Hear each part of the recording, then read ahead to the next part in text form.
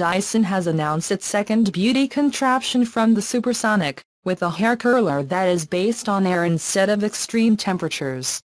The product, called the Airwrap hairstyle, is powered by the Dyson V9 engine, and dries the hair through a phenomenon called the Coanda effect, which causes the hair to stick to the curling iron.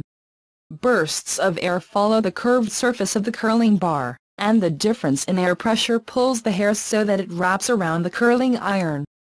Because the modeler uses air instead of heat, the hair must be in a certain amount of moisture so that it can be combed. That's why, among the variety of accessories that comes with the styler, there is a pre-styling dryer designed to dry the hair to the ideal moisture level.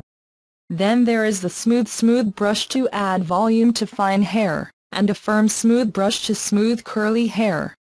There are two Airwrap barrels in a size of 1.2 inches and one of 1.6 inches, and both come in a pair so you can swap your hair in a clockwise and counterclockwise direction.